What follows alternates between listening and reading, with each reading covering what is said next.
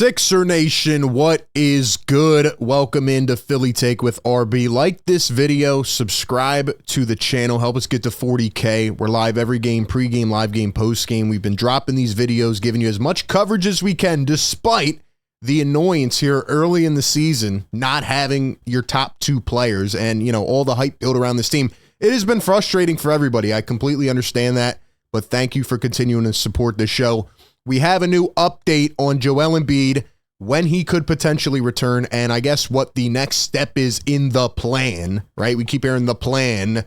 Maybe that'll be one of those infamous process quotes. But anyway, we'll get into that update from Shams Charania, but I want to start off with the 1-year anniversary today, happy Halloween, of James Harden being traded to the Los Angeles Clippers. I remember this fondly, and it just goes to serve as a great memory of this channel because I had gotten home and was sleeping, woke up to like a million texts and calls at 2 in the morning, and everybody said James Harden finally got traded 4 games into the season.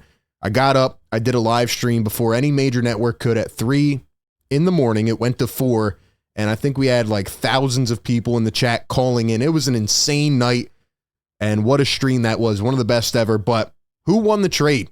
1 year later, what do you think? Who won this trade? I would still lean towards the Sixers because of the draft capital, but as of right now, both teams are in a conundrum. So, yeah, man, what do you guys think? Who won this trade? Sixers or Clippers? Looking back 1 year today, and if you were in that stream, let me know down below in the comments section.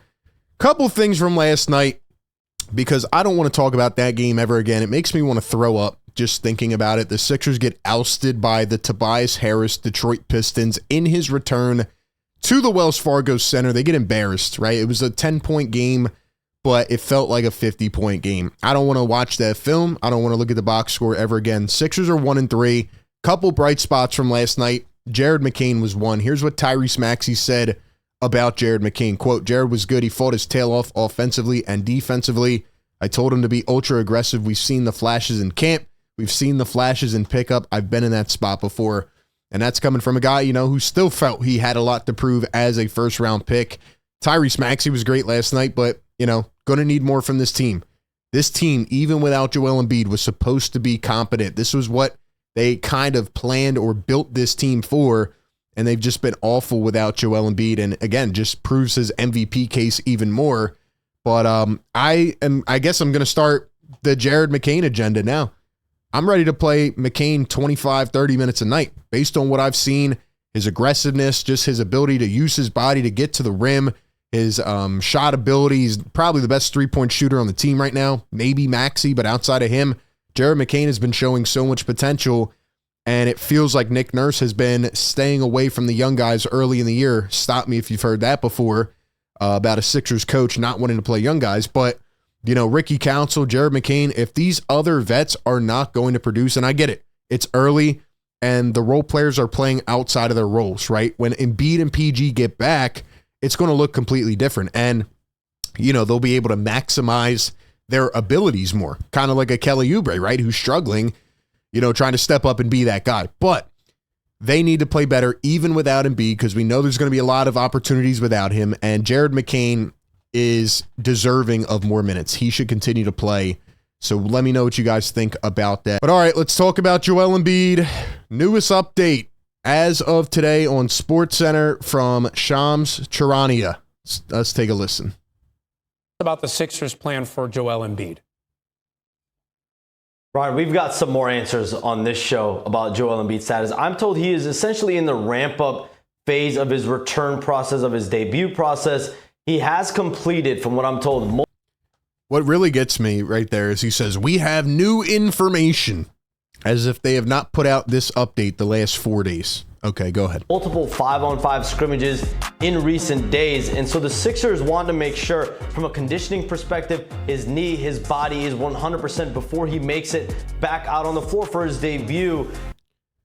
So it's a positive thing that he's finally participated in scrimmages, if this is true. Now, again, I'm not believing anything anymore. Shams has lied before. Now he's with ESPN. I don't know what his agenda is here. But at the end of the day, before they said Joel Embiid was not playing in scrimmages. Now he's playing in scrimmages. Great. Wonderful. If that is true. And apparently they are trying to make sure his knee and his conditioning is good. We've heard all these things before, but the timeline still doesn't add up. You know what I mean? It's like there's an elephant in the room. Great. His conditioning's good. His knee is looking better. He's ramping up. Why wasn't this the case a week and a half ago? You know, are we going to address that he has not been ready for the start of the season? Why? Why has he not been ready for the start of the season? Nobody has answered that question. They asked Nick Nurse yesterday. He got, again, snippy with reporters and said, well, I'm not the only voice in the room, you know? And then they asked him about getting fined. He said, I didn't even know we got fined. So just an ugly display on the outside. He has workout scheduled today and on Friday to evaluate whether he's going to be able to make a return as soon as this weekend. But this is all a part of what has been described to me as the new normal for Joel Embiid. That's going to include periodic time off at different points during the season. It's going to include routine checkups on his knee over the periodic time off and routine checkups. That's kind of what we heard in terms of the plan originally, but it still is crazy, man. When you think about these guys making all this money, and again, I know Embiid's been hurt every which way. Some of them are just freak injuries, but it's like, dang, and you gave him a 3-year, 193 extension? Jeez, man. the course of the season. And it is all part of the Sixers and Joel Embiid's new strategy this season on how to keep him healthy when he has never been, and that's for the playoffs. Situation. Part of the new strategy this season to keep him healthy for the playoffs. That's what I want. That's what I've said all off season. But again, Shams, I want to know what the plan is. What is the plan? Nobody will answer the question. We haven't heard from Daryl Morey. We haven't heard from Josh Harris. We haven't heard from Joel himself. So what is the plan? It's going to be very intriguing to see how this plays out. Is he going to come back, play 2 games, and then be out for the next 9? Is that the plan? What is the plan? If you don't want to reveal it, okay. I mean, I don't know what the advantage is. I don't know what the strategy is. At the end of the day, though, I do think the Sixers are going to have to get in some routine here to get chemistry. Like, they've never played with a Paul George type with Embiid on the floor. They've never had this kind of 3-star dynamic as it portrays to the positions and Maxey, you know, the guard, the forward, the center. So it's going to take time to like get used to this, you know? I don't think you can just play 2 games at a time and then sit out 5. And I don't know. I don't know what the plan is. This is not really a good update, but the important piece is that he's been scrimmaging, which means he is getting closer to returning. But again, Sixers fans are just hands up in the air, frustrated and confused because they don't know what the actual plan is in terms of how much they are going to play him. And ladies and gentlemen, I will say this. Like I said, the Sixers have not looked that good without Joel Embiid. They better hope he doesn't only play 20 games this season, because I don't know if they can make the damn playoffs without him and PG. I don't know if they can make the playoffs. I mean, look at how they look right now with just Maxey and the rest of the crew. Not good enough. To put that more into perspective, some stats here. Sixers lead league-wide rankings over the first 4 games. Assists per game, 17.3. They are last in the NBA, only team that are below 20 assists per game. 3-point percentage, they are last at 27.7%. Field goal percentage, 28th in the NBA at 41.3%. Net rating, negative 7.3, 27th in the NBA. And offensive rating, 107.4, 25th in the NBA. So pretty much they have not been good in any area. They got out-rebounded again by a lot last night. And it just doesn't seem to be clicking like we thought it would, even without Joel Embiid on the floor. So are we concerned? Is it just a slump to begin the season? Are the shots going to start falling? Are they going to magically pick up their intensity? Or do they have to add to the roster? Do they have to get better? Should they take a chill pill and wait for Embiid and PG to come back? What will their record be at that point? When will they come back? These are all things that I wish I knew and you wish that you knew.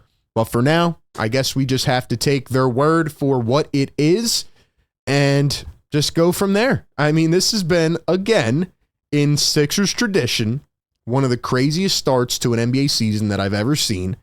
Now they play the Memphis Grizzlies on Saturday. And they better hope that they win that game, because then they go to 1-4. Next week, guess where you're going? Out to the West Coast, where the Sixers typically struggle. What is it? The Suns, the Lakers, I think the Clippers. Ladies and gentlemen, these are not scrub teams. They can win games. And if the Sixers don't get it together and they don't bring these guys back, I mean, they could be in a really, really bad position after the first 10 games. So we will see what happens. Give me your thoughts down below. When do you think Embiid is coming back? Appreciate everybody tapping in. Be sure to like, comment, and subscribe. That being said, I'll catch you on the next one. Peace.